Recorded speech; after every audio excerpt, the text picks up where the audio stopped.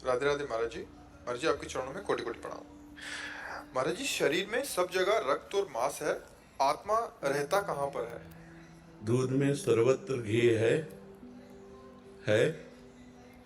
बिना प्रक्रिया के अनुभव कर सकते हो उसको। मेहंदी में लालिमा है, पर बिना प्रक्रिया के आप अनुभव कर सकते हो। ऐसे सर्वम खलमिदम ब्रह्म ने नानास्ति किंचन, किंचन मात्र भी कुछ ऐसा नहीं जिसमें ब्रह्म न विराजमान हो। अब हम उसको दो पद्धति से जानते हैं, एक अन्वय और एक व्यतिरेक। अन्वय है, व्यतिरेक नहीं है।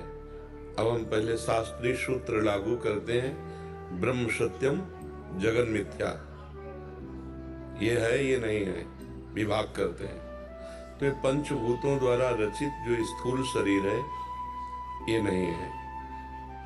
प्रकृति के द्वारा जो 5 ज्ञानेंद्रियों के और 5 कर्मेंद्रियों के संघात में लेकर के मन बुद्धि चित्त अहंकार और जो अंतःकरण चतुष्टय है, ये ब्रह्म नहीं है। और अंदर घुसे तो कारण शरीर जो त्रिगुण माया के द्वारा रचा हुआ स्वभाव है, ये भी ब्रह्म नहीं है। इतना अनुभव करे तो जो है वो अपने आप अनुभव अपने आप से होता है, ना इंद्रियों से होता है ना वो मन से होता है। जो बुद्धि और मन के द्वारा होता है वो प्रकृति का ही अनुभव होता है। परमात्मा का अनुभव अपने आप से अपने आप में होता है। जैसे घी में हम पूड़ी बना सकते हैं और वही घी दूध में है, पर दूध में डाल के नहीं बना सकते। ऐसे ही इस विनाशी ढांचे के अंतर में परमात्मा विराजमान है। अब उसका खोज जब की जाती है तभी अनुभव में आता है। जैसे प्रक्रिया की गई, उबाला गया, दही जमाया गया, फिर मंथन किया गया, फिर मक्खन निकला, फिर उबाला गया, उसे गर्म किया गया तो घी निकल आया। ऐसे ही लोक परलोक के समस्त भोगों से वैराग्य और इतना समर्थ सत असत का विवेक जो कहीं भी राग से ग्रसित ना होने पावे। विवेक, वैराग्य, इंद्रियों का शमन, मन का दमन, तितिक्षा, घोर सहनशील, आगमा पैनो अनित्यास तात तितिक्षस्व भारत, सहनशील। इसके बाद समाधान, चित्त का लक्ष्य पे स्थित रहना, मुमुक्षुता, मैं अभी मुक्त होना चाहता हूं। अपने आप परमात्मा तत्व का ज्ञान हो जाएगा। यही है अव्यक्त रूप से विराजमान है, जैसे दूध में घी विराजमान है। जैसे लालिमा प्रत्येक रेशे पे दिखाई नहीं देती मेहंदी के, उसकी प्रक्रिया से जब देखो तो अनुभव में आ जाता है।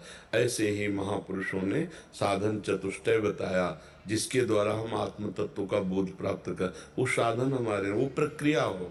अगर प्रक्रिया नहीं तो दूध में घी है पर दूध में पूड़ी नहीं पकेगी। इसी में ब्रह्म विराजमान है पर अनुभव में नहीं आएगा। और जहां प्रक्रिया के द्वारा आप चले, गुरु कृपा पात्र बने, तो अनुभव फिर इसी देह में भी हो जाएगा। देह भी ब्रह्म में है, क्योंकि सर्वम खलविदम ब्रह्म, तो ये भी तो ब्रह्म ही है ना। पर जब तक अनुभव नहीं होता तब तक इसे नहीं मानते। इसे हम काटते हैं कि ये मैं नहीं हूं, ये शरीर मैं तत्व नहीं है, ये इंद्रियां ये अंतःकरण में तत्व नहीं है, ये स्वभाव में तत्व नहीं है, ये प्राण में तत्व नहीं है। उपनिषदों में जब इसके काट करते हैं तो जो मैं है वो अपने आप अनुभव में आने लगता है। क्योंकि शांत और निर्मल जल में तह में क्या है पता चल जाता है ना। ऐसे ही निष्काम और चंचलता रहित अंतःकरण में परमात्मा तत्व का स्फुरण होने लगता है। पर वहां तक पहुंचे तब अनुभव में आएगा। है इसी के अंतर्गत। आज तक कोई वैज्ञानिक ऐसा नहीं बना जो मन का एक्सरा कर सके। मन सूक्ष्म शरीर के अंतर्गत है और ये तो स्थूल सूक्ष्म कारण तीनों से परे है, तो कैसे कोई अनुभव कर सकता है। वैज्ञानिक केवल स्थूल ढांचे का एक्सरा कर सकता है, अल्ट्रासाउंड कर सकता है, सीटी स्कैन कर सकता है, लेकिन सूक्ष्म शरीर मन का नहीं। आज तक कहीं मन का कोई कर पाया हो हमें बताना। फिर सूक्ष्म शरीर के ऊपर कारण शरीर, तीनों का जो बाध कर देता है वही आत्मबोध को प्राप्त होता है। अभी तो शरीरों में ही हमारी रति है, तो हम आत्म तत्व को कैसे जान पाएंगे। वही हमारा स्वरूप है, कोई और नहीं है, वही हमारा स्वरूप है। पर उसको पाने के लिए पहले इससे अभिमान हटे, देह भाव हटे, तब बात बने। देहाभिमान जिसका जितना गलित हुआ है उतना ही महान भक्त हुआ है, उतना ही महान ज्ञानी हुआ है। देहाभिमान दोनों को गलित होना अनिवार्य है, चाहे भक्ति से चले चाहे ज्ञान। भक्ति से तो तृणादपि सुनिचेन तरोरु सहिष्णुना अमानिना मान देन कीर्तनीय सदा हरि। जो तृण से भी नीच अपने आप को समझता है और वृक्ष जैसा सहनशील है, दूसरों को मान देता, स्वयं अमानी रहता है, वही सदैव हरि कीर्तन करके परमानंद को प्राप्त होता है। तो आप समझ रहे? हाँ, खूब नाम जप करे, पहले संसार का विस्मरण हो और शरीर में आए हुए मान अपमान निंदा स्तुति दुख सुख आदि द्वंद्वों को आनंद पूर्वक सहे, क्योंकि ये मेरा स्वरूप नहीं है, ये मेरा स्वरूप नहीं है। मेरा जो स्वरूप है वो परमानंदमय है, वो द्वंद्वातीत है, वो कालातीत है, वो त्रिगुणातीत है, और ये सब त्रिगुण के अंतर्गत है। जितना भी गो गोचर जहाँ लग मनु जाई सो सब माया जानो भाई।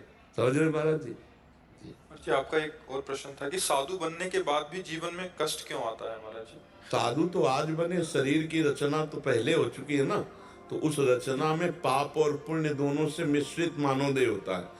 जो यातना देह होता है वो केवल पाप का होता है, जो देव देह होता है पुण्य का होता है, और जो मनुष्य देह होता है वो पाप पुण्य दोनों से मिश्रित होता है। तो आपके जन्म के पहले ही आपके शरीर में पूरे जीवन भर के लिए रख दिया गया है, इस समय ये पाप का फल आएगा और इस समय पुण्य का फल आएगा।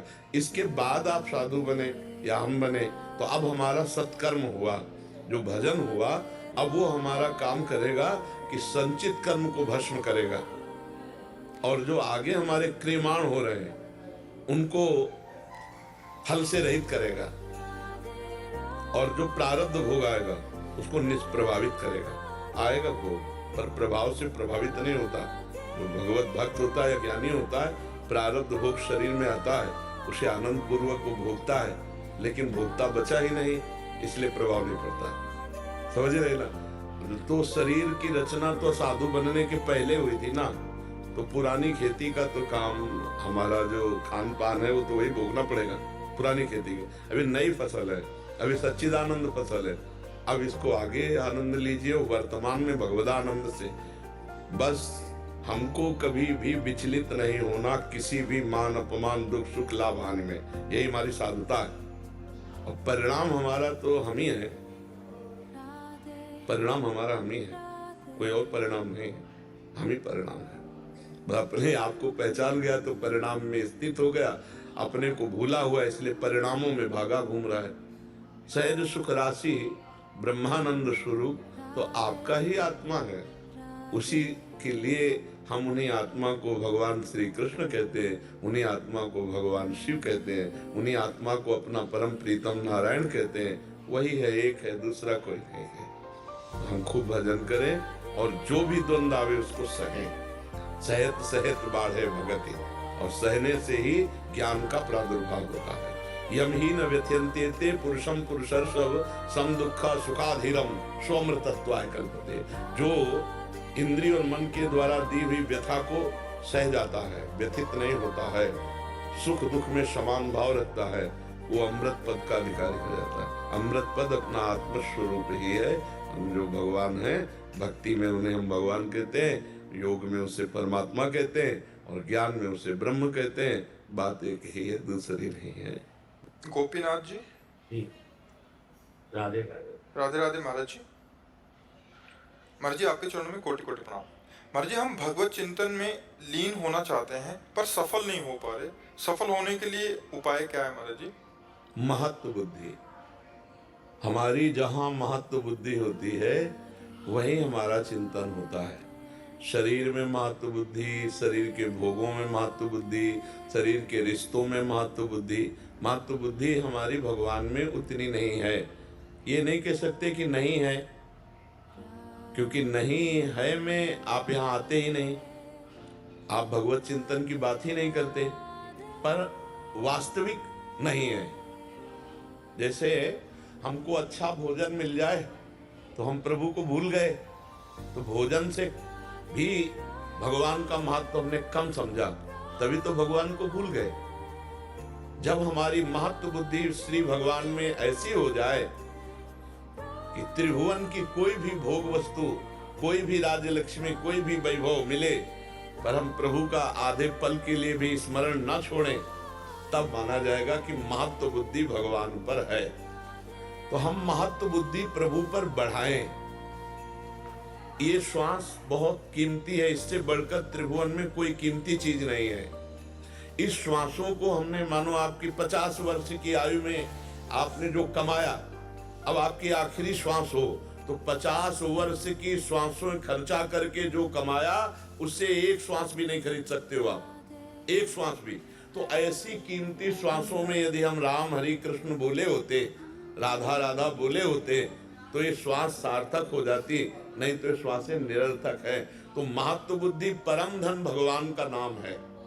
अगर भगवान का नाम प्रत्येक श्वास में चल रहा है तो हम महत्व बुद्धि भगवान पे रखते हैं। यदि नहीं चल रहा है तो फिर राग द्वेष का चिंतन चल रहा होगा या विषय का चिंतन चल रहा होगा, तो फिर भगवान का अनन्य चिंतन नहीं होता। अब महत्व बुद्धि कैसे बढ़े भगवान में? हम जिनकी खूब चर्चा सुनते हैं और जिनकी चर्चा करते हैं वही हमारे चिंतन में आता है, और जो चिंतन में आता है उसी का महत्व हो जाता है। हम खूब भगवान की चर्चा सुने और खूब भगवान की चर्चा कहें। जैसे भागवत जी का है, हिंदी से है, 2-4 अध्याय रोज भगवान को सुनावे, भक्तों के चरित्र सुनावे, भगवान की खूब चर्चा सुने। जिनके श्रवण समुद्र समाना, कथा तुम्हारी सुभग सरि नाना, और भरे निरंतर होई न पूरे।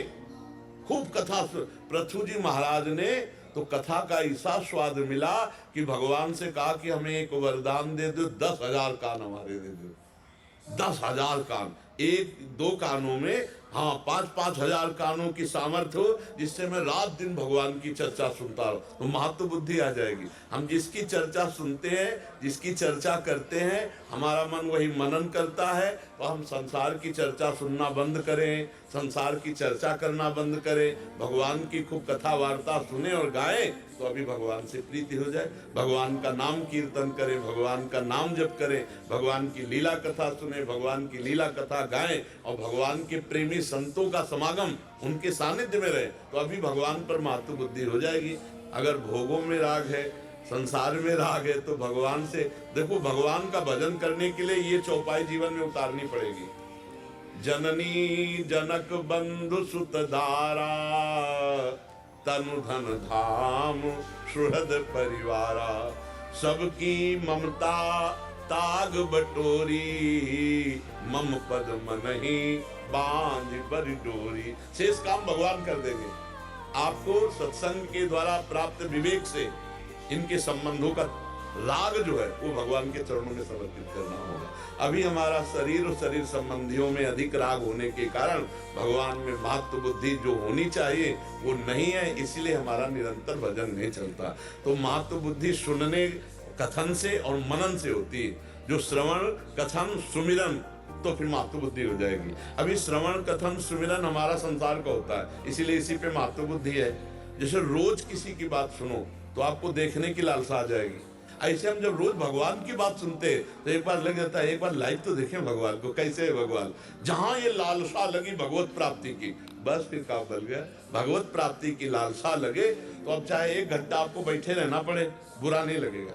ये लगेगा यार 1 घंटा की तो बात है, 1 घंटा बाद मिल लेंगे। तो ऐसे पूरा जीवन हमें चाहे इंतजार करना पड़े, पर लालसा लग गई ना भगवत दर्शन की, हाँ अब और कछु न सुहाए, अब कुछ अच्छा नहीं लगेगा। भगवान से जो आशिकी करते हैं ना, उनका कुछ अलग चित्त होता है। नहीं खान पान ते भावे है, नहीं कोमल वसन सुहावे है, सब विषय लगे ते खारा है, हरि आशिक का मग न्यारा है। वो जगत के मार्ग से अलग होता है। संसार चाहता मान, वो मान अपमान में सब होना चाहता है। संसार चाहता है स्तुति वंदना, वो निंदा और स्तुति दोनों को समान समझता है। तो ये भगवत मार्ग में थोड़ा सत्संग का हमारे अंदर प्रभाव पड़े और संसार से महत्व बुद्धि हटे तो निरंतर भजन बनने लगे।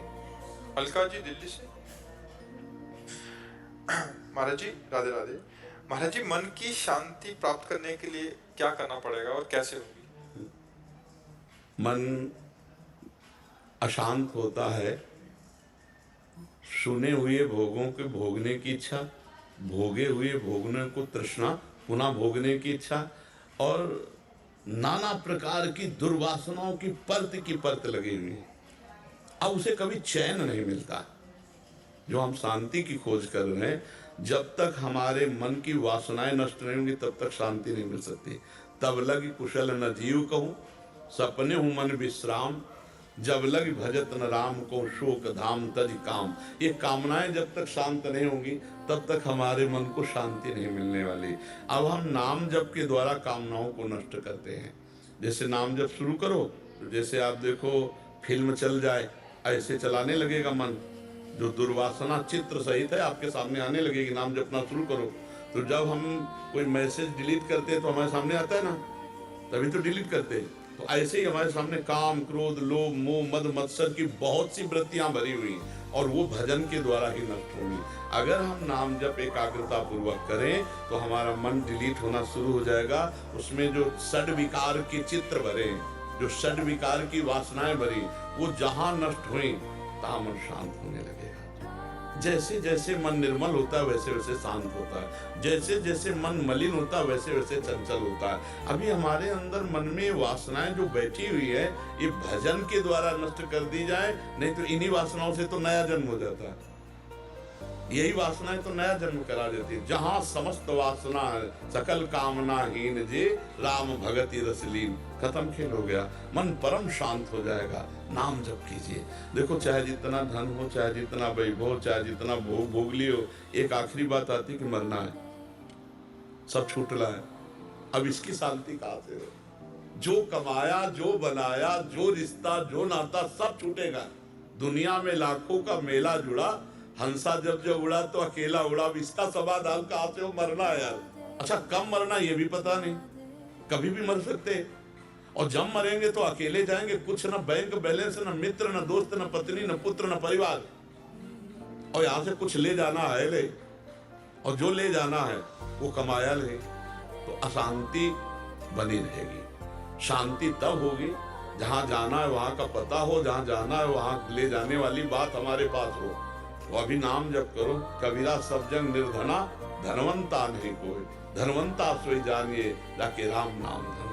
नाम रूपी धन जितना आएगा आप देखना, आप शांत होते चले जाएंगे, मन प्रसन्न होता चला जाएगा। भोगों से मन अशांत होता है, और अशांत से कुता सुखम, जो अशांत है वो कैसे सुखी हो सकता है? हमारा मन हमको बताता है कि ये भोग भोग लो शांत हो जाओगे, और भगवान कह रहे त्यागात् शान्तिरनन्तरम्, त्याग के द्वारा ही शांति का अनुभव होता है। और हमारा मन सिखाता है भोग करो तो शांति प्राप्त होगी, और भगवान कह रहे त्यागात् शान्तिरनन्तरम्। तो नाम जप करने से हमारे अंदर ज्ञान होता है, और ज्ञान के द्वारा भोगों का त्याग होता है, और भोगों को त्याग से ही शांति मिलती है। भगवान कह रहे त्यागात् शान्तिरनन्तरम्, त्याग के बाद ही शांति का अनुभव होगा। और अभी हम भोगों में लगे हुए हैं तो शांति का अनुभव कैसे हो, वो बात समझने के लिए निरंतर नाम जप का अभ्यास कीजिए, शास्त्रों का स्वाध्याय कीजिए, सत्संग सुनिए और परोपकार कीजिए। अभी शांति मिलने लगेगी। देखो शांति का सीधा उपाय, आप सुंदर भोजन पा रहे हैं और वो थाल आपके सामने आई जो आपको पाना है, और कोई भूखा आ जाए आप पूरी थाल उसको पवा दीजिए।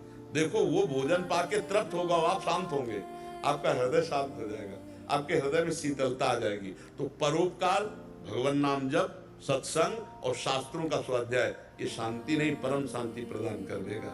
श्रद्धावान लभते ज्ञानम, भगवान कह रहे ना, तत्परा सहितेन्द्रिया और ज्ञानम लब्ध्वा परम शांति मचिरेणाधिगच्छति, वो परम शांति को प्राप्त हो जाएगा। प्रिया जी,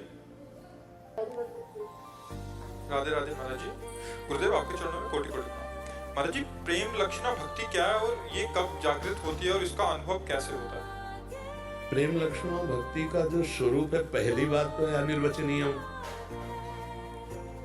अनिर्वचनीय, जैसे किसी को बढ़िया रसगुल्ला पवाया जाए, जैसे आपको पवाया जाए, पूछा जाए कैसा, आपको मीठा, कितना मीठा, बहुत मीठा, बहुत मीठा कितना, खा के देख लीजिए, इतना, इसके आगे उत्तर नहीं दे सकते आप, ये 3 उत्तर होंगे।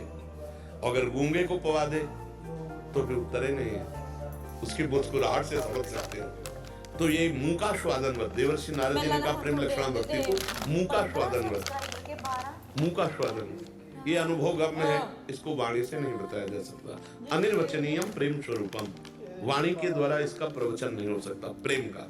अब उसके जो भाव के लिए कहा, उसका इतना सूक्ष्मतरम अनुभव स्वरूपम, प्रतिक्षण वर्धमानम, पर सूत्र का जो सार है वह कामना रहित। यदि कामना रहित हो जाए तो वो प्रेम लक्षणा भक्ति को प्राप्त हो जाए। इसी को गोस्वामी तुलसीदास जी ले, सकल कामना हीन जे राम भगति रसलीन। जो कामनाएं हैं ये जब तक बनी रहती है तब तक प्रेम की बात नहीं है। कामना और प्रेम में बड़ा अंतर है। कामना अंधकार है और प्रेम निर्मल भास्कर है, और कामना से ही सब कोई चल रहा है। तो प्रेम निष्कामता में जागृत होता है, हम सकामी हैं। एक एक मिनट में कामनाएं जागृत हो रही हैं, आप विचार करके देखिए। तो पहले साधारण भक्ति शुरू होती है, सबकी साधारण भक्ति शुरू होती है, और उसमें कामना होती है कि मैं सुखी हो जाऊं, दुख से निवृत्ति हो जाए। फिर जब हम नाम जप करते हैं, सत्संग सुनते हैं, शास्त्र स्वाध्याय, तो हमारे अंदर विवेक जागृत होता है। सत्संग से विवेक जागृत होता है। बिनु सत्संग विवेक ना होई, राम कृपा बिनु सुलभ न सोई। भगवान की कृपा से जब सत्संग मिलता है तो ये विवेक जागृत होता है। विवेक का मतलब क्या होता है? जो सत असत का निर्णय कर सके।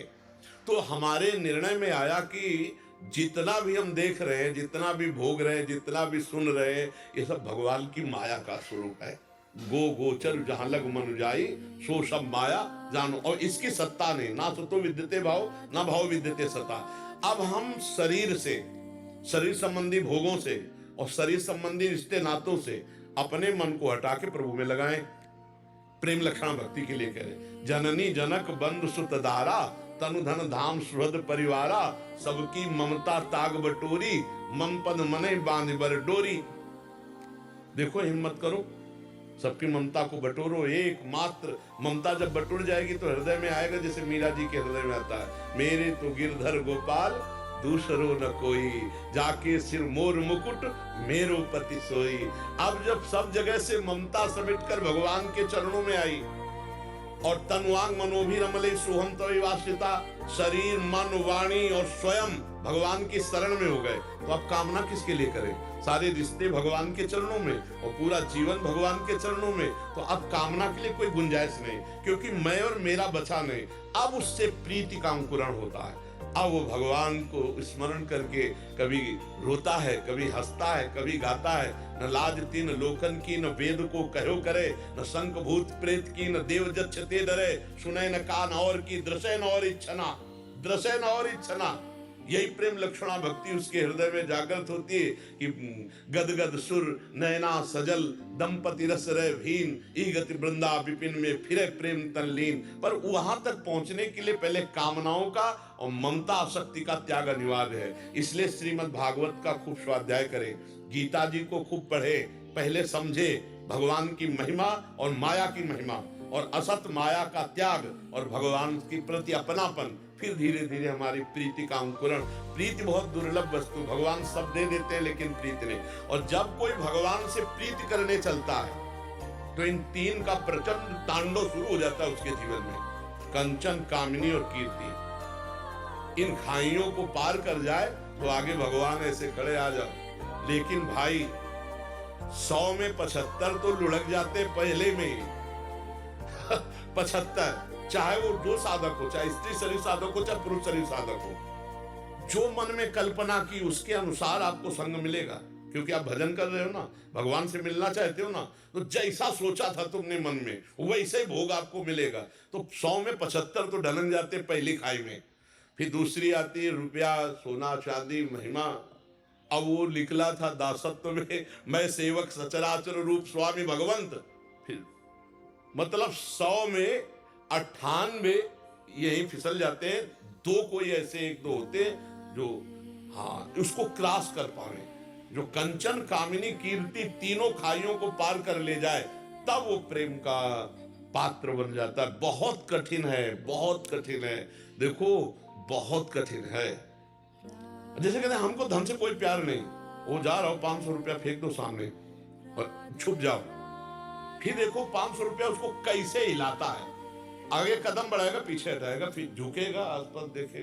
यद्यपि कोई बात नहीं पार, लेकिन वो 500 रुपया उसको कैसे जगड़ता है आदमी को। इन तीनों को जो पार कर जाए वो प्रेम को प्राप्त होता है। इसलिए नाम जप करे, सबसे पहली बात नाम का नियम ले ले, भगवान के आश्रित हो जाए और भगवान से प्रार्थना करता रहे कि हमारी ममता आपके चरणों में हो जाए, हमारी अहमता आपके चरणों में समर्पित हो जाए। तो अहमता ममता भगवान के चरणों में जब समर्पित हो जाएगी तभी प्रीति का अंकुरण होता है। इसलिए पहले साधारण भक्ति में लगे, घर में ठाकुर जी विराजमान करे, बिना भोग लगाए पानी भी न पिए, पहले ठाकुर जी को भोग लगाए, घर के सदस्यों की भगवत भाव से सेवा करे, कभी गुस्सा न करे, कभी कोई गलत आचरण न करे, तो धीरे धीरे हमारी आध्यात्मिक उन्नति होती जाएगी। तो हमारे अंदर भागवतिक दैवी संपदा आने लगेगी, तब प्रेम का प्रकाश होगा। और प्रेम के बाद जो होता है वो तो लिखा पढ़ी की बातें नहीं, वो तो जाने मोरी छाती, हाँ वो तो हृदय का विषय, वो कहले का विषय नहीं। अनिर्वचनीयम प्रेम स्वरूपम। प्रभजोत सिंह जी अम्बाला से। राधा वल्लभ शेरवंश महाराज जी राधे राधे, आपके चरणों में दंडवत प्रणाम। महाराज जी, नाम जप करते समय मन में यही चिंतन चलता रहता है कि हम नाम जप नरक के डर से कर रहे हैं, प्रेम भावना से नहीं। इस चिंतन को प्रेम कोई बात नहीं, कोई बात नहीं। हम अग्नि को प्यार से छुएं या जबरदस्ती कोई छुआ दे या भूल से छू जाए या हम क्रोधवश छू लें, उसमें एक दाहिका शक्ति है, एक प्रकाशिका शक्ति है और एक दाहिका शक्ति है। वो दाहिका शक्ति जला ही देगी चाहे जिस भाव से हम छुएं। जहर में मारण शक्ति है, हम प्यार से पी जाएं या अश्रद्धा से पी जाएं या जबरदस्ती कोई पिला दे या छल से पिला दे, वो मार ही देगा। अमृत में अमृतत्व है, हम प्यार से पिए या गुस्सा से पी जाए या धोखे से कोई पिला दे, वो अमर ही कर देगा। ऐसे नाम में प्रेम शक्ति, तारण शक्ति, अमृतत्व शक्ति, ज्ञान शक्ति, सब कुछ विराजमान है। हम जैसे भी बने तैसे नाम जप करें, बस वो हमारा काम कर देगा। अगर हम डर से भी नाम जप कर रहे हैं ना, तो ऐसा अभय कर देगा कि गर्दन समर्पित करने पर भी भय नहीं लगेगा। तो हमको नाम से प्रीति करनी है, वो चाहे भयवश प्रीति। प्रीति दो प्रकार से होती है, एक होती है अपनेपन से प्रीति, एक होती है भयवश प्रीति करना। बिनु भय होए न प्रीति, बिना भय के भी प्रीति नहीं होती। तो हमें संसार से भय लगे, नरक से भय लगे, पापों से भय लगे, तो भगवान के नाम में प्रीति हो जाए। तो एक होता है ज्ञान पूर्वक स्वाद लेते हुए अपने प्रीतम का नाम जप करना है, वो आगे आएगा, अपने को चिंता नहीं करना। भाव कुभाव अनख आलसहु, नाम जपत मंगल दिश दशहु। भाव से या कुभाव से, अनख से या आलस्य से, कैसे भी हम नाम जप करें, हमारा परम मंगल हो जाएगा, हमें प्रीति प्राप्त हो जाएगी, हमें मोक्ष प्राप्त हो जाएगा, हमें परम पद मिल जाए, जो चाहेंगे हो जाए। और कुछ न चाहेंगे ना, तो प्रभु आपको छोड़ेंगे ही नहीं। कुछ न चाहो तो हर समय प्रभु बने रहते हैं, पास बने रहते हैं, यह अनुभव होता है। उस उपासक को जो निष्काम भाव से निरंतर नाम जप करता है, उसको अनुभूति होती है मेरे प्रभु मेरे पास है, हर समय अनुभूति होती है। वो देह में रहते हुए भी देह में नहीं रहता, वो प्रभु में रहता है। तभी तो भारी भारी कष्टों में भी अपने गुरुजनों ने, महापुरुषों ने कभी आह थोड़ी बोला है। जब ये बोला कि तेरा किया मीठा लगे, तो यहाँ तो देखने मात्र से प्राण घबरा जाते हैं वो बात देखकर, और उनको मीठा लग रहा है तो शरीर में नहीं है, वो परमेश्वर स्वरूप है, वो परमेश्वर में ही स्थित है। जो जिसका चिंतन करता है उसकी स्थिति वहीं मानी जाती है। जैसे आप वृंदावन में हो और चिंतन दिल्ली का कर रहे हो, तो आपकी स्थिति दिल्ली मानी जाएगी। आप दिल्ली में हो और चिंतन वृंदावन का कर रहे हो, तो आपकी उपस्थिति वृंदावन में मानी जाएगी, चिंतन की ही उपस्थिति। तो जब हम नाम जप कर रहे हैं, तो नाम में नामी और सब वैभव विराजमान है, सब ज्ञान, सब वैराग्य, सब प्रेम नाम में विराज। बार बार हम उसकी आवृत्ति करते हैं। जिसके जीवन में नाम नहीं है, उसका जीवन व्यर्थ जीवन और मृत जीवन है। मृत माने मरा हुआ, बेकार का जीवन, केवल भोग वासना का कोई जीवन है। यदि अपने जीवन में नाम नहीं है, अपने जीवन में भगवत परमेश्वर से प्रेम नहीं, तो फिर मतलब वो जीवन किस काम का, वो जीवन किसी काम। भाव बने भी ना बने भी, हमको जैसे औषधि खानी है, डॉक्टर ने दिया, हमारी श्रद्धा बने या ना बने, हमारा भाव बने ना बने, रोग दूर करने के लिए मुझे औषधि खानी है, ऐसे हमें नाम जप करना प्रारंभ में। बाद में तो स्वाद आ जाता है, जब नाम का स्वाद आ जाता है, फिर नाम से बढ़कर कुछ नहीं है। जो हम नाम जप कर फल चाहते हैं ना, वो फल की भी विस्मृति हो जाएगी। इतना मीठा नाम लगेगा, इतना स्वादिष्ट नाम लगेगा कि यही लगेगा बस ये नाम न छूटे और कुछ भी हो। हरिनाम पदार्थ नानक मांगे, नहीं, हरिनाम पदार्थ, कितना स्वाद है हरिनाम में, कितना नाम में स्वाद है, ये तब पता चलता है जब हमारे अंदर के सारे पाप नष्ट हो जाते हैं, मलिनता नष्ट हो जाती है, तब नाम में सुख होता है। नाम एक अद्भुत सुख है, नाम एक अद्भुत सिद्धि है, नाम एक अद्भुत ज्ञान है, नाम साक्षात परमेश्वर है। जो नाम अंदर ही अंदर, देखो कुछ भक्ति की क्रियाएं भागवतिक बाहर होती है, उनका कोई खास महत्व नहीं है। नानक साहब जी की वाणी में जैसे पढ़ा कि आप सन्यास ले लो, आप जटा रखा लो, आप मुंडन करवा लो, आप तीर्थ याटन करे आओ, सब कुछ करे आओ, लेकिन ये सब बाहरी है। जैसे सांप को बामी में अंदर घुसा हुआ है और आप ऊपर लाठी मारो तो उस पर कोई फर्क नहीं पड़ने वाला, ऊपर उसके बिल पे लाठी मारो कोई फर्क नहीं पड़ने वाला, सांप तो अंदर है। ऐसे बिगाड़ तो अंदर है, काम क्रोध लोभ मोह मद मत्सर का चिंतन, वो आप बाहर से बाहरी क्रियाएं करो, और अंदर चिंतन विषय का चल रहा है, गंदा चल रहा है। जो हम मिटाना चाहते हैं वो तो छुपा हुआ बैठा है बिल में, उसको मारो। वो कैसे मारा जाता है? वो नाम जप से। नाम जप में इसीलिए सबका मन नहीं लगेगा। हमारे हर प्रश्न का उत्तर नाम जप होता है, क्योंकि बिना नाम जप के कुछ नहीं हो सकता। कुछ भी कर लो फिर वो सब आडंबर रहता है, पाखंड रहता है, बाहरी दिखावा रहता है, अंदर में कुछ नहीं होता। अंदर में वही वासना का खेल चलता रहता है। किसके? जहाँ नाम नहीं चल रहा होता, और जहाँ नाम चल रहा होता है तो बाहर कुछ हो या ना हो, अंदर बहुत मजबूत रहता है। अंदर पाखंड दम्भ नहीं घुस सकता। जहाँ नाम है, जहाँ आप बैठ जाओगे वहीं तीर्थ हो जाएगा। यदि नाम जप कर रहे हो, तीर्थी कुर्वन्ति तीर्थानि, और तीर्थ में घूम आओ, नाम जप नहीं चल रहा तो वही गंदा चिंतन का जो सिस्टम चल रहा है वही चलता रहेगा। इसलिए अंदर नाम बैठाना है। जैसे कोटरे पे पक्षी अंदर बैठा हुआ, अब ऊपर वृक्ष में आप डंडे मारो तो फर्क थोड़ी पड़ेगा। ऐसे शरीर को आप पीड़ा दो तो अंदर जो बैठे हुए विकार हैं, मतलब कोई बाहर 5 अग्नि तप रहा है, कोई जल में खड़े होके, कोई उस पे फर्क नहीं पड़ने वाला। जो अंदर है, अंदर फर्क पड़ेगा जब अंदर चिंतन करोगे। इसीलिए चाहे गीता भगवदवाणी, चाहे शास्त्र, चाहे गुरुवाणी, आप देखो खास बात पूरी गुरुवाणी में जब आप पढ़ोगे तो 2 बातें मिलेंगी। एक तो साधु सेवा, साधु समागम, और दूसरा नाम जप। जितने अपने गुरुजन हुए आप उन सबकी वाणी पढ़ कर देखो, सबका उतार नाम में है। नाम नाम नाम नाम है, सब कुछ है। नाम और साधु समागम, साधु सेवा, साधु संग और नाम, 2 ही बातें हैं। हमारी भी वाणी जो आचार्यों ने लिखी उसमें कह रहे हैं कि 2 ही बात। मन तो चंचल सवंते याको कौन उपाय, तो बोले साधन को हरि भजन है और कैसा सत्संग सहाय। मूल साधन है हरिनाम जप, और सहयोगी साधन है साधु संग। साधु संग करो, नाम में प्रीति होगी, नाम का जपने का उत्साह बढ़ेगा, काम बनेगा नाम जप से। यदि नाम जप नहीं है तो कुछ नहीं बनने वाला। आज तक जितने महापुरुष हुए, बड़े बड़े महापुरुष हुए, सबने नाम जप से ही परम लाभ प्राप्त किया है। अगर नाम जप हम पकड़ ले तो हमें ये नहीं देखना कि हम कैसे जपते हैं, हम क्या जपते हैं, बस खास बात है कैसे जपते हैं उसका कोई नहीं, वो अपने आप सब सिस्टम ठीक कर लेगा। वह अंदर ही अंदर हमें नाम चलाना है, अंदर ही अंदर। जितना अंदर चलेगा उतने बाहर भी प्रकाश होगा और अंतर में भी प्रकाश होगा।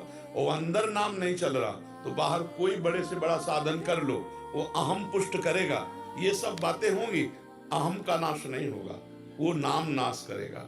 इसीलिए नाम पकड़ लो, चाहे वो भयवश जप रहे हो, चाहे प्रीतिवश जप रहे हो, वो अपना काम कर देगा। वो आपको निष्काम कर देगा, निर्भय कर देगा, निश्चिंत कर देगा, निशोक कर देगा। समझ पा रहे हैं? मीना जी राजस्थान से। राधे राधे। राधे राधे महाराज जी। महाराज जी पिछले 2 सालों से आपका सत्संग लगातार सुन रहे हैं, जिससे मेरे अंदर काफी बदलाव आया है। महाराज जी मेरा प्रश्न है कि किसी को अगर ज्ञान और भक्ति दोनों में ही रुचि हो, ऐसा क्यों बोला जाता है कि एक मार्ग पर चलना चाहिए? साधारण ज्ञान तो भक्ति में समाहित ही रहता है। भक्ति का पुत्र है ज्ञान और वैराग्य। साधारण जो असाधारण ज्ञान है, जो ब्रह्म तत्व का बोध है, वो एक साथ नहीं हो सकता। सेवक स्वामी का भाव और मैं ब्रह्म हूं कैसे हो सकता है? जहां सेवक और स्वामी, किसका प्रश्न है? जहां सेवक और स्वामी का भाव है वहां मैं ही स्वामी हूं, तो कैसे बात बनेगी?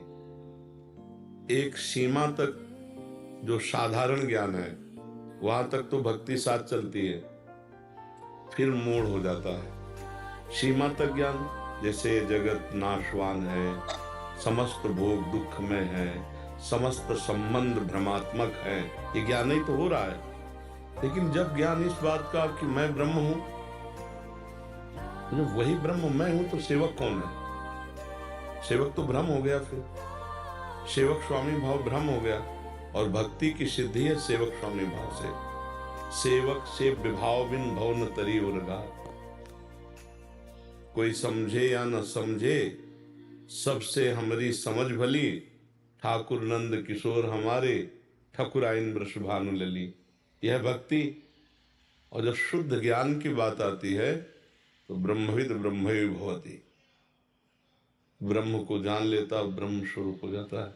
सेवक से विभाव खत्म, वो मोक्ष को प्राप्त हो जाता है। वो भक्त मोक्ष प्राप्त नहीं करता, वो भगवान की रूप माधुरी, लीला माधुरी, उनके प्रेम, उनकी सेवा, उनकी दासता में मगन रहना चाहता है। इसलिए आगे चलकर दोनों मार्ग अलग अलग हो जाते हैं। रसास्वादन उसी परमात्मा का है, लेकिन एक अभेद भाव से है, और एक भेद से अभेद और अभेद से भेद प्रेम का, ये उच्च कोटि का प्रेम रस होता है। तो आगे चलकर फिर दोनों का रास्ता अलग अलग हो जाता है। ज्ञान की एक सीमा तक तो दोनों को एक ही रास्ता है, परमात्मा का है। फिर एक जाता है अभेद में, वही मैं हूं, मेरे सिवा कोई नहीं, मैं ही मैं। वो मोक्ष को प्राप्त हो जाता है। और इसमें मैं को भूल गया, तू ही तू है। समझ रहे? तेरे सिवा कोई नहीं, मेरे प्राण प्यारे प्रभु, आपके सिवा कोई नहीं। रात दिन उनके लिए रोना तड़पना, आंसू बहाना, उनकी परिचर्या, ये एक प्रेम रस है। जो मोक्ष सुख का भी त्यागी होता है वो इस प्रेम रस को प्राप्त होता है। तो साधारण भक्ति और साधारण ज्ञान, ये दोनों एक साथ चलेंगे।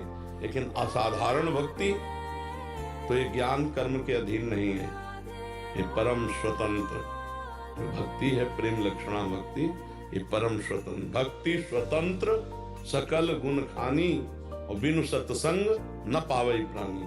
भगवत प्रेमी महात्मा के संग से ही इसका रंग जागृत होता है। जो मोक्ष सुख का त्यागी है वो प्रेम अभिलाषा से पूर्ण होता है। तो कुछ दूरी तक तो ज्ञान वैराग्य भक्ति तीनों, फिर एक जो विशुद्ध ज्ञान का मार्ग है वो अलग चल देता है, और भक्ति का अलग है। घाट अलग है, रसास्वादन एक ही है।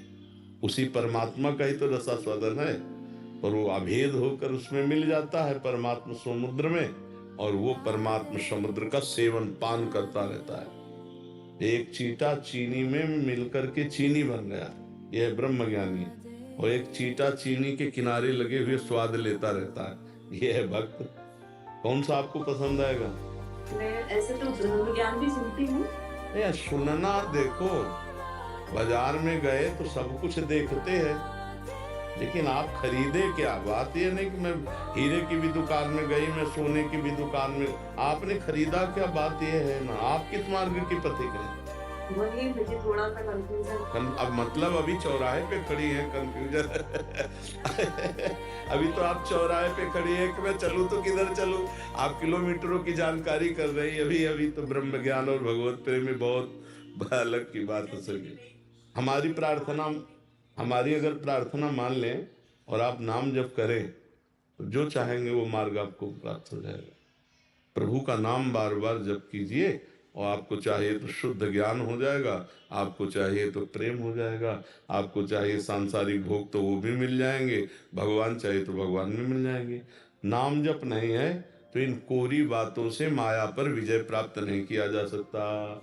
चाहे जितना कोई बात कर ले, ऐसे ऐसे लोग हैं जिनको ग्रंथ कंठस्थ है, तो क्या वो माया विजयी हो सकते हैं क्या? ग्रंथ कंठस्थ होने से माया पर विजय थोड़ी प्राप्त होती है। भजन बल होने पर माया से विजय प्राप्त होती है। खूब नाम जप करो। अगर नाम जप नहीं है तो हम वो ज्ञान अधूरा मानते हैं, वो भक्ति नहीं मानते हैं, उसे हम पाखंड मानते हैं। बिन विवेक वैराग्य भक्ति बिन सत्य नय को मानो, भगवद विमुख कपट चतुराई सो पाखंड नहीं जानो। तो वो बिना भजन के बारी मथे घृत हो ये बरु शिकताते बरु तेल, बिनु हरि भजन न भवतरी या सिद्धांत पेल। पानी मथने से भले भी घी निकल आवे, असंभव असंभव संभव हो जाए, वो स्वामी जी कह रहे हैं। बालू पेरने से भले तेल निकल आवे, असंभव। बोले ऐसा भी हो सकता है, पर बिना भजन के आप भव समुद्र से पार नहीं हो सकते। भजन जरूरी है। खूब नाम, जो नाम आपको प्रिय हो खूब नाम जप करो। नाम जप करती है? हाँ, कौन सा नाम प्रिय है? मुझे सब नाम अच्छे लगते हैं, कभी राम कभी राधा। हाँ, अभी कहारा शुरू करो तो फिर ज्ञान तक पहुंचा जाता है ना। खूब नाम जप करो, जो नाम प्रिय हो खूब नाम जप करो। देवेंद्र शर्मा जी, श्री राधे राधे। राधे राधे महाराज जी, आपके चरणों में कोटि कोटि प्रणाम। महाराज जी, आपका सत्संग में बताया कि भजन करना कठिन, करके बचाना कठिन, बचा के बचाना कठिन। तो ग्रस्त में रहते हुए भजन करते हुए विषम परिस्थितियों में अगर विवेक प्राप्त हो जाए, संघर्ष थोड़ा आसान हो जाता है, बल मिलता है। तो प्रश्न यह है कि श्री कृष्ण जी ने भगवत गीता में बोला है कि वो आपने भी बताया कि भजताम प्रीति पूर्वकम ददामि बुद्धि योगम, लेकिन आपका सत्संग निरंतर सुनने पर भी नाम जप करते हुए भी अपने में बहुत कमियां नजर आती हैं और इसलिए सिर्फ रोना ही आता है। इतना नीच स्थिति, इसलिए यही कृपा का लक्षण है कि उपासक को कभी अपने में सद्गुण का भान ना हो जाए। यदि सद्गुण का भान हो जाएगा तो अहम जो पूर्व है वही पुष्ट होता है। अहम पुष्ट होने पर ना भगवत तत्व का बोध होता है, ना भगवत प्रेम होता है। अहम का क्षय होने पर ही उसे तत्वबोध या भगवत प्रेम मार्ग प्राप्त होता है। तो जो कृपा पात्र, गुरु कृपा पात्र होता है, उसको सदैव अपने में कमी का ही बोध होता है। और जब अंतःकरण में कमी को देखता है तो अभिमान क्षय को प्राप्त होता है, और वो कृपा से भगवान की ऐसी दिव्यता को प्राप्त होता है जहाँ अभिमान पूर्वक साधन करने वाला पहुंच ही नहीं सकता है। अहंकार विमूढ़ आत्मा करता हमिति मन्यते, ये मूढ़ता बनी रहती है कि मैं ये किया, मैं ये करूँगा, तो उसमें वो दिव्यता नहीं आती। तो कृपा पात्र के अंदर ये सदैव बात बनी रहती है। देखो बड़े बड़े सिद्ध महापुरुषों को देखो, हनुमान जी महाराज भगवान शिव के स्वरूप हैं, और विभीषण जी से परिचय अपना दे सकते थे, बहुत उच्च कोटि का, लेकिन उन्होंने क्या परिचय दिया? आप विचार करके देखना। क्या वो मजाक कर रहे हैं क्या? नहीं, वो स्थिति ही ऐसी है। राम जी से परिचय क्या दे रहे हैं? जब प्रथम मिलन होता है किष्किंधा में, तो हनुमान जी महाराज भगवान से कहे, एक मूढ़ मंद ऐसे बोल रहे, और ज्ञानिनाम अग्रण्यम बुद्धिमताम वरिष्ठम है। एक में मंद मोहबस कुटिल हृदय अज्ञान, पुण्य प्रभु मोहि विसारेउ, दीन बंधु भगवान। अपने को हनुमान जी ऐसा करे।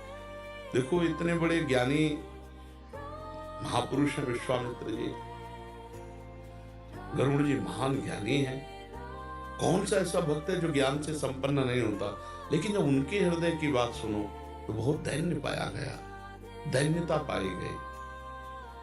दैन्यता भगवान को अत्यंत प्रिय है, और अभिमान से भगवान द्वेष करते हैं। सुनो राम कर सहज स्वभाव, जन अभिमान भाव। भगवान को अपने जनों में अभिमान अच्छा, तो ये तो कृपा है कि अपने में दीनता, अपने में दोष दर्शन हो तो आप निर्विकार अवस्था को प्राप्त हो जाएंगे। अच्छा, हम गोरे हैं कि काले हैं ये दर्पण ही तो बताएगा। तो सत्संग दर्पण है। जब हम रोज सत्संग सुनते हैं तो रोज हमें कमियां निकलती हैं, तो रोज हम प्रयासरत रहते हैं उन कमियों के त्यागने। तो महाराज जी, जैसे वो बोल रहे हैं कि भजताम प्रीतिपूर्वक, तो ये बार बार मुझे मनन चलता रहता है कि प्रीतिपूर्वक तो हम भज नहीं रहे, हम तो भाव रो के भज रहे हैं। प्रीतिपूर्वक मतलब जैसे मैंने कोशिश की प्रीतिपूर्वक भजने की, लेकिन मुझे लगा मैं नहीं, कोशिश नहीं होती। प्रीति तो स्वाभाविक होती है, प्रीति तो स्वाभाविक होती है। जैसे हमारी विषयों में प्रीति है, कोशिश की है क्या? शरीर में प्रीति है, कोशिश की है क्या? तो ये बहुत पूर्वाभ्यास है अनंत जन्मों का। तो अब ये प्रीति जो है सहज है। सहज में शरीर है, भोग है, शरीर संबंधी है, लेकिन भगवान में प्रीति सहज नहीं है। क्यों? क्योंकि भगवान को हम अपना नहीं मानते हैं।